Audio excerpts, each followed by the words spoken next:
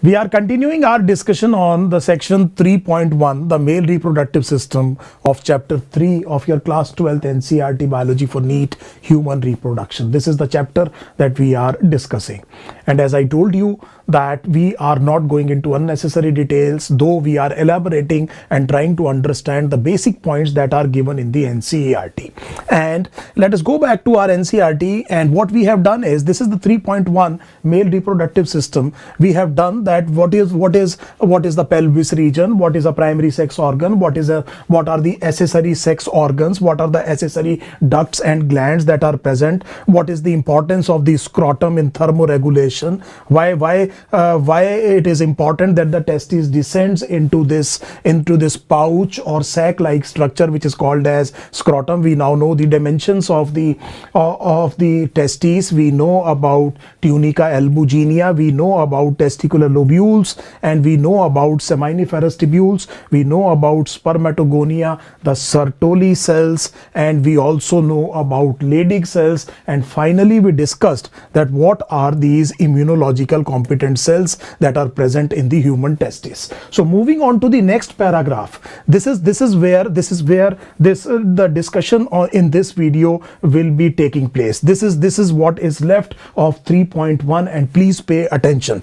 Now the basic thing to understand is that the testes, which are located in the scrotum, covered by a connective tissue which is called as tunica albuginea, that sends the partition or the septa dividing the testes into different lobules, and each lobule is having a curved tubule which is called as seminiferous tubule, and the sperms are actually formed inside the seminiferous tubules. Now this sperm has to be ejaculated out. You know the process of deposition of the sperm in the female genital tract is called as insemination, one of the events in sexual reproduction in human beings. So for insemination to occur, the sperms must pass out the male body, pass out of the male body and get deposited in the female body, the process of insemination, and that will occur through what is called as a tube which is called urethra. Now this scrotum, this testis is located in the scrotum, so there must be a duct system, and that duct must be able to carry the sperms that are formed inside the seminiferous tubules, inside the testicular lobules, to the tip of the urethra, from where the semen gets ejaculated. This semen contains the sperm, and the process of insemination through sexual activity or coitus takes place. So I hope now you understand that why do we require these duct system. So again, going back to your NCERT, we will be talking about the different words that have been highlighted. We will try to understand what is vasa efferentia, what is rete testis, what is epididymis, seminal vesicle, and obviously what is urethra and vas deferens. So all these terms we will be discussing in detail, and we will try to understand what is the message, what are the points that are important for your NEET and conveyed in your NCERT textbook. So let us get back to the drawing board, and let us make a diagram. So we are saying, for the sake of simplicity, I am just making a testis without any lobules. So let us forget about the lobules. Just to understand, this is a functional diagram. I am not making tunica albuginea either. And let us say that these are the seminiferous tubules in which spermatogenesis, or the formation of the male gamete, which is the sperm, takes place. So these are the seminiferous tubule. 1, 2, 3 will be located in each of around 250 lobules that are present in the testis. So this is where the formation of the sperm occurs. Let us say these are the sperms. Now these sperms are to be carried, and they are to be carried from the testis till the tip of the urethra. Now what you will see is that you can see the two ends of the seminiferous tubule. There are small straight part of the seminiferous tubule, sometimes called as tubuli recti. So the sperm passes on from the seminiferous tubule to the tubuli recti. So let us write them down. So first one would be, let us keep the color scheme intact. I am saying this is seminiferous tubule, and from the seminiferous tubule the sperm passes on to, this is the straight part of the seminiferous tubule, also sometimes called as the tubuli recti. So it goes into tubuli recti, and then all these tubuli recti open into, so these tubuli recti, they will open into a highly anastomosing channel. So very much interconnected anastomosing channel, and this anastomosing channel, let us make something like this, and let us say that they open into a highly anastomosing channel. That means there would be lot of intercommunication here. This is a highly anastomosing channel, and this is called as the rete testis. So this part would be called as rete testis. So now the sperm moves into what are called as rete testis. I hope this thing is absolutely clear. So now we know what are seminiferous tubule, we know what are tubuli recti, what are rete testis. Now from the rete testis emerge 15 to 20 vasa efferentia. So let us take another color, and let us say let this color be this one, and let us say that from the rete testis emerge 15 to 20, so the number is getting reduced, 15 to 20 vasa efferentia. So the next part of the male accessory duct system would be vasa efferentia. Now you will appreciate a very important point here. The point is that these four things that I have written are the part of what is called as the intratesticular duct system in the human male. So you can see that either they are located entirely within the testes, or at least they emerge from the testes. So we are calling these four parts as the part of the intratesticular duct system of the male accessory ducts in the human reproduction, male reproduction. Now these vasa efferentia, now please understand, they have come out of the testes. They will form, they will join to form a very, very coiled, very, very long duct, the longest part of the male reproductive accessory duct system, and this thing would be called as epididymis. Now what is important to understand is that this epididymis would not be present inside the testes, it would be present outside the testes, but still would be present in the scrotum. So this is the point to understand. Now what I'm saying is that, okay, now these things, they join to form a very, very coiled duct, a highly coiled duct, and you can appreciate that what I am making is can be differentiated into three distinct parts of this duct system. This duct system is called as the epididymis. So remember, I told you that epididymis is the longest part of the male accessory duct system, and it is still present within the scrotum, but outside the testes, and it is said to have a head, and you know the name of the head for in biology would be caput. So this part would be the caput epididymis. This is the main body of epididymis. This would be called as corpus. So this is corpus, and this is the tail part of the epididymis, which will be appropriately called as cauda epididymis. Now when the sperm enter from vasa efferentia to the caput epididymis, they do not have the ability, they have not yet developed the ability for motility. So you know that the human sperm ultimately will move with the help of its own flagellum. It has a tail, and what I am saying is that the sperms that are entering into the caput are very immature. That means they do not have the capability of locomotion, and they do not have the capability of fertilizing the ovum, and that is what happens in the epididymis. So because it is a very, very lengthy duct, you can easily appreciate that the majority of their lifetime the sperm within the human male body will be present in the epididymis, and that is why we say that the sperms are actually stored in the epididymis, mainly the cauda part, and by the time they are transferring from the caput to the cauda part, they also get mature. What does it mean? It means that they develop the ability of showing locomotion and the ability of fertilization, though they may not require both the processes right now. You are absolutely aware of this thing. The final maturation of the human sperm actually occurs by a process which is called as capacitation, and that occurs within the female genital tract.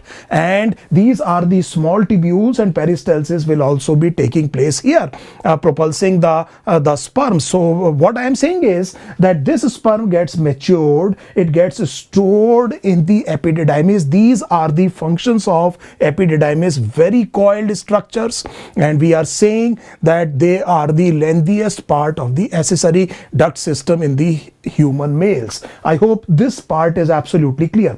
Now, from the cauda or the tail part of the epididymis begins a shorter, straighter duct.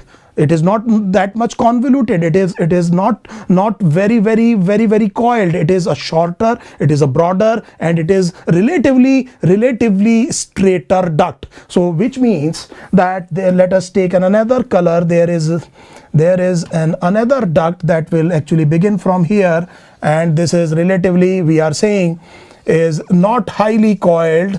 It is relatively straighter. You can see that it is broader and it is straighter as well, and this duct would be called as vas deferens or ductus deferens. So from epididymis the sperm moves into vas deferens.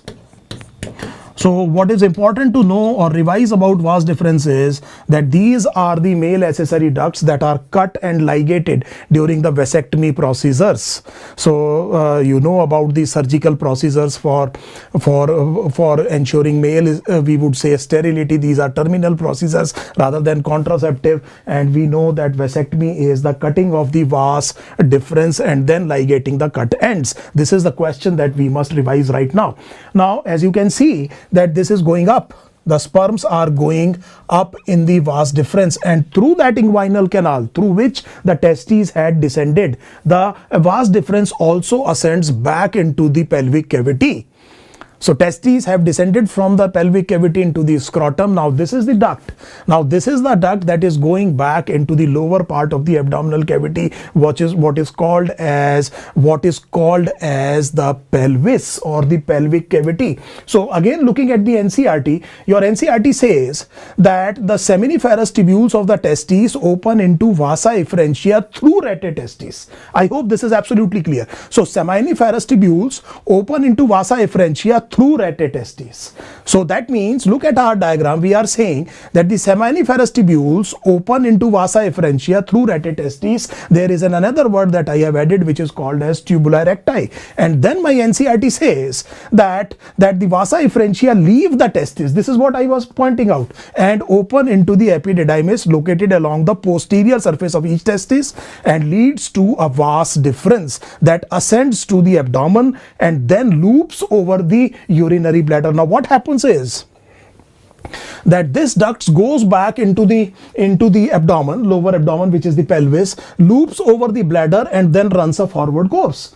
Because you know that the male copulatory organ will be used for the ejaculation of the semen, and it will be having urethra. So this duct must be looping over the bladder in the lower abdomen and then coming like this, and then it will be then it will be joining what is called as the urethra, that will be in human males will be used for both urination as well as ejaculation of semen. So I hope this thing is absolutely clear. So the next diagram that I am going to make would be the diagram that this duct system will actually take course in the lower abdominal cavity, which is the pelvic cavity.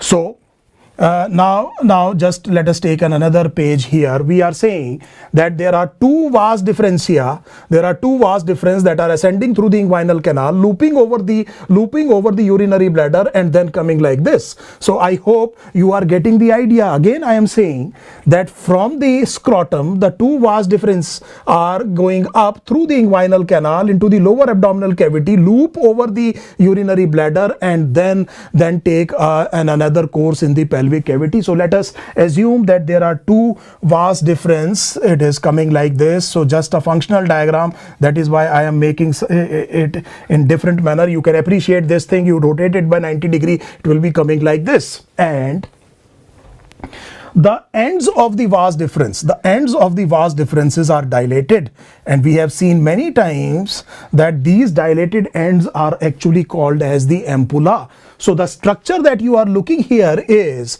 that the vas deferens, which continues into the lower abdomen and has dilated end, which are called as the ampulla of vas.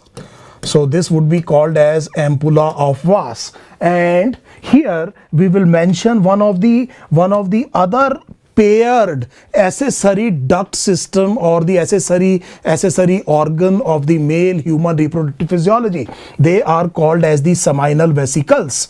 So these are the seminal vesicles. They have a duct of their own.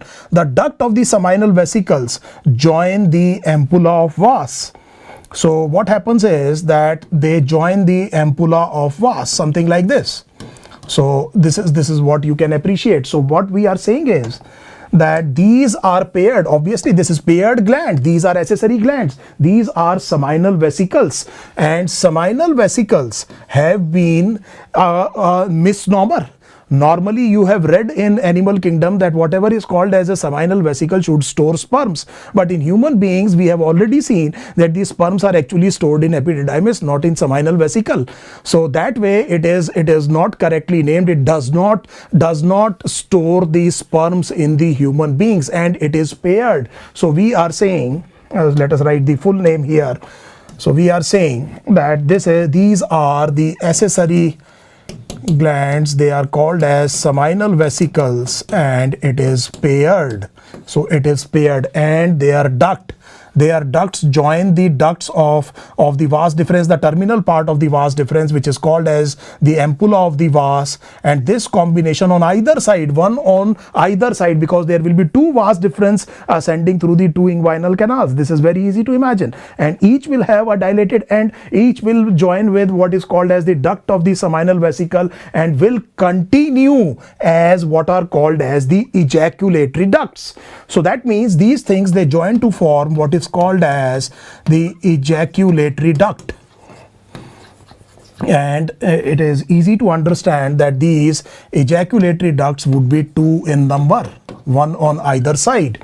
So let us take another color, and we say that these are the ejaculatory ducts.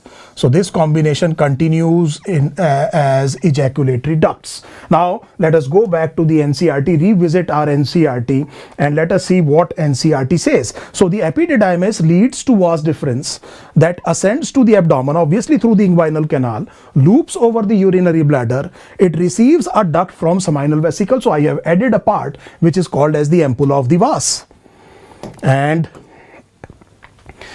opens into urethra as the ejaculatory duct. Now just look at the language. So we are saying that this is the ejaculatory duct that opens into the urethra, and that is what I am saying, that the duct of the seminal vesicle and the vas deferens, terminal part of the vas deferens, they join to form ejaculatory duct. This ejaculatory duct will open into the urethra. I hope this thing is absolutely clear. The language of NCERT is now absolutely sure.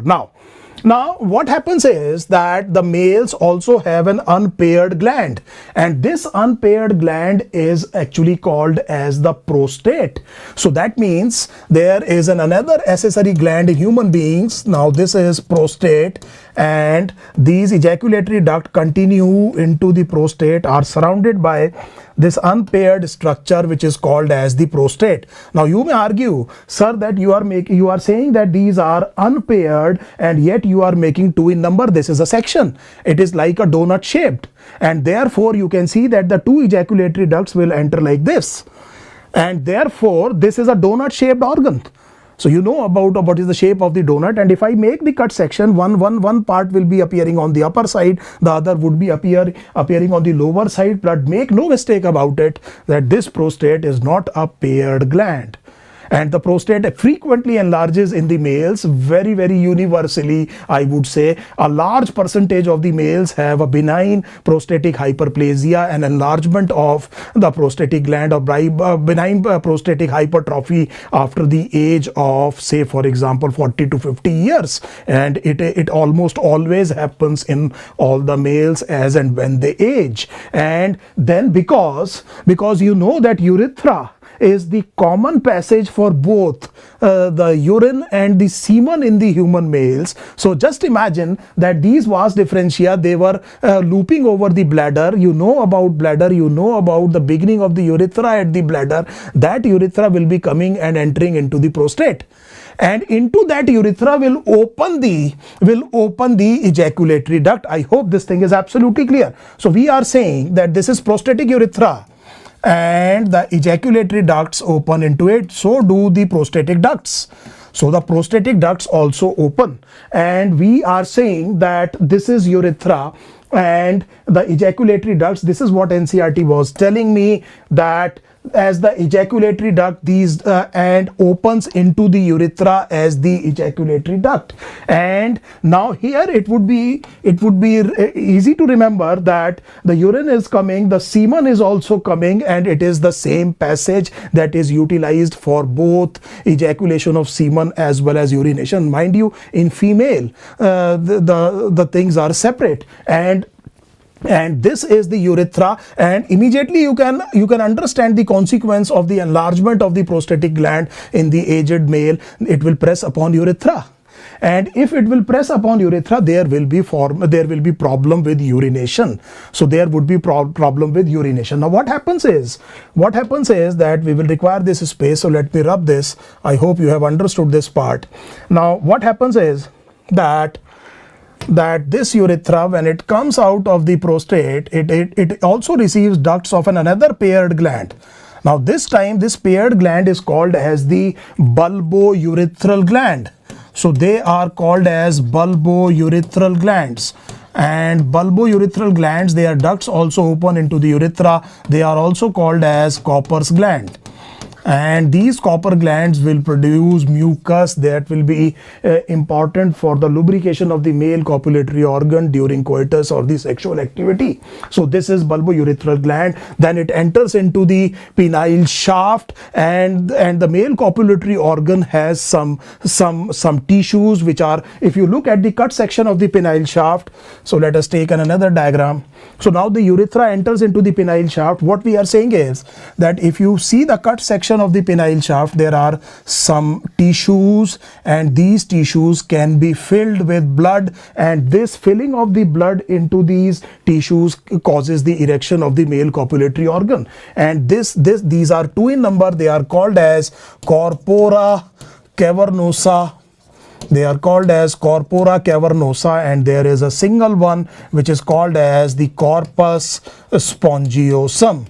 And immediately you can see that the plural would be corpora, the singular word would be corpus, and the urethra runs in the corpus spongiosum and goes to the tip of the male copulatory organ, and through an external urethral through a meatus opens to the outside, through which the urination and the ejaculation of the semen both take place. So now we know that parasympathetic stimulation will lead to the erection of the male copulatory organ, and it is a vascular phenomena. So it has these spaces which are called as corpora cavernosa and corpus spongiosum. So going back to our own diagram, now we know that it has entered into the penile shaft and through a meatus opens to the exterior, and then what is ejaculated is called as the semen. So again, going back to the NCERT, let us see what your NCERT is saying. So NCERT says these ducts store and transport the sperms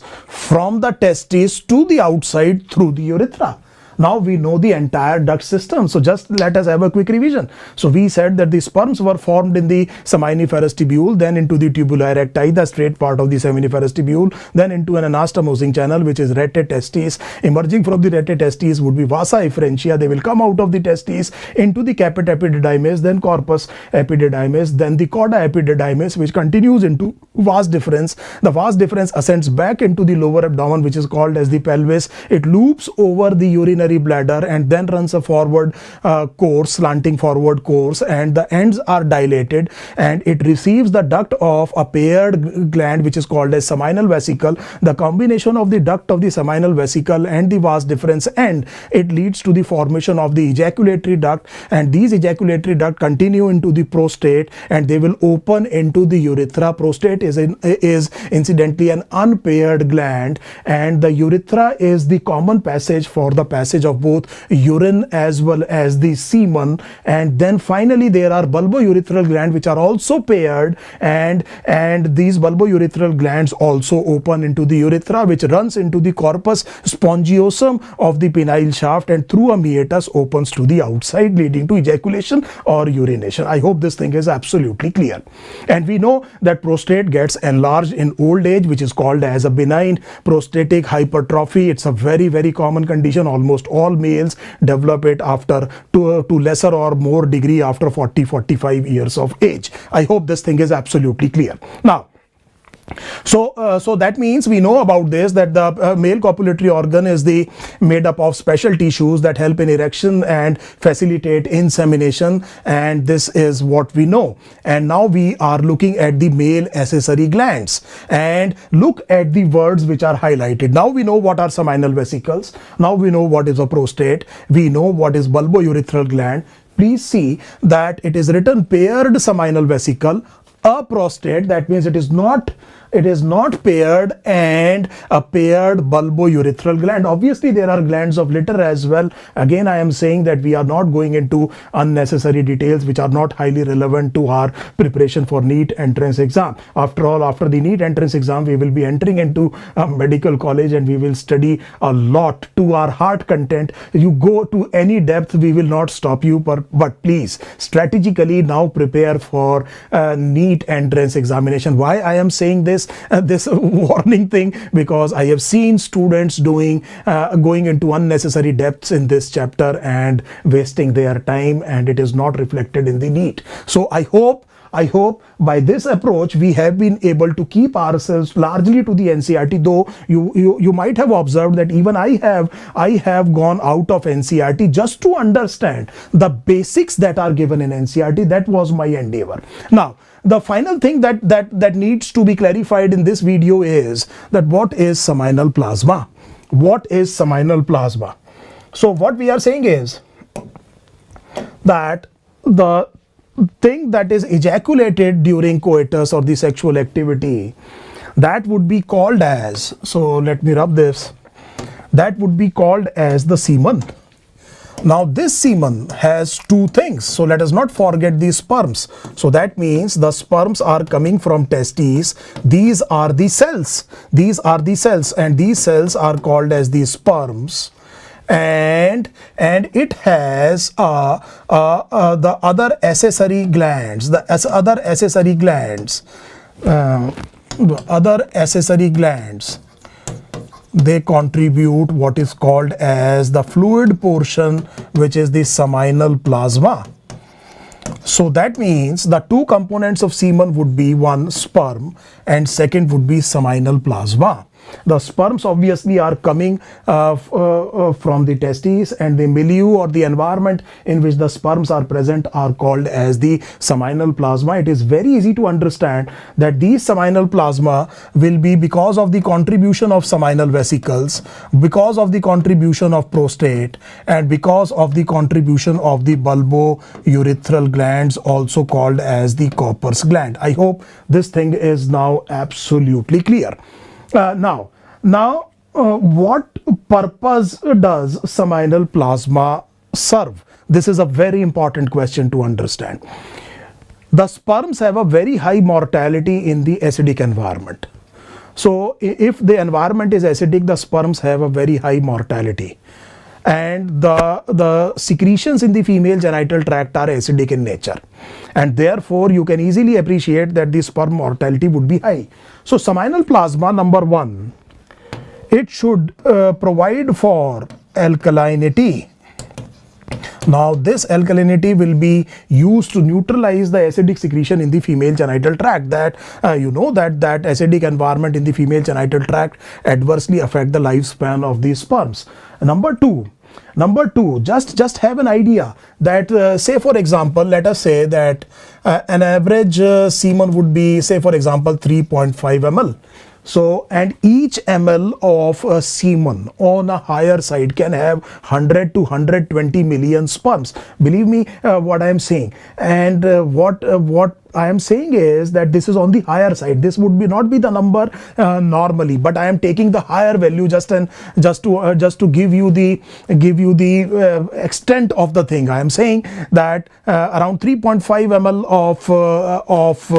of semen, it can be anything between 2 to 6 ml. So this an average we are taking 3.5 ml. We are saying that on a higher side, mind you, again and again I am saying, on a higher side, each ml, it is not total, each ml of the semen may contain 100 to 120 million sperms. These are cells, and please remember that in 3.5 it can go up to 400 million.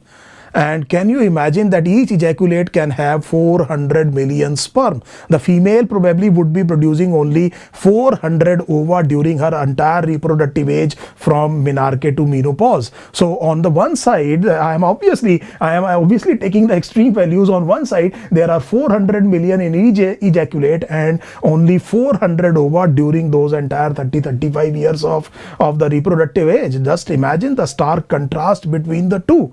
This is very important to understand. And how do you keep these things together? So there are millions and millions of these sperm. How do you keep these things together? So that means the seminal plasma, to begin with, should be a coagulum. It should be a viscous type of fluid, and therefore we will want that it should be a coagulum. There must be a mechanism by which the seminal plasma acts as coagulum, but once it is inseminated, it is deposited in the female genital tract, then these sperms must come out of the coagulum, which means that it must be able to fluidize. So that means we want something in the seminal plasma to be present that causes this coagulum, which is formed initially, to fluidize after some time of the deposition of the semen in the female genital tract. Now the other important point is that this is a male cell being deposited in the female body. This is certainly a foreign cell, and you expect an immune response against this.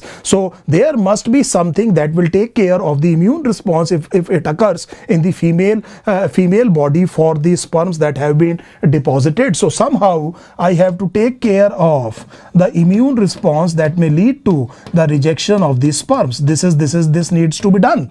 And if you look that they have to carry their own fuel, the source of energy, and so you know that they will be after capacitation in the female genital tract, they will become hypermotile, and a large amount of energy is needed, and therefore that fuel or the source of energy must be carried, and that means you require a source of energy. Now after understanding this, let us understand the composition of the seminal plasma. Now we say that majority of the seminal plasma is actually contributed to by the seminal vesicles, and this is roughly 70% of the total seminal plasma that is contributed to by the seminal vesicle.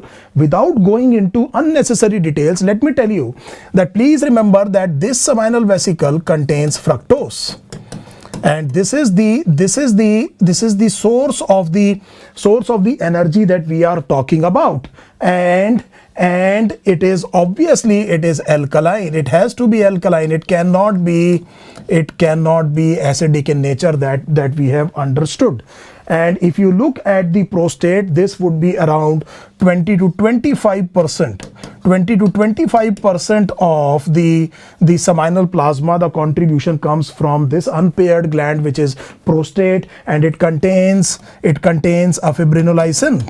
Now this fibrinolysin or plasmin would be responsible for fluidizing the coagulum, just to give you an idea. And I have already told you that the bulbourethral glands will be producing mucus, that would be responsible for the lubrication of the male copulatory organ during coitus. So if we look at the other thing, just for the sake of our interest, it also contains, the seminal plasma also contains prostaglandins, and prostaglandins are modified fatty acids, and these prostaglandins will be involved in the suppression of the localized immune response that might be because of the female body. So these prostaglandins are used in the suppression of the immune response. So just to give you an idea, it also contains calcium. This is what your NCERT says.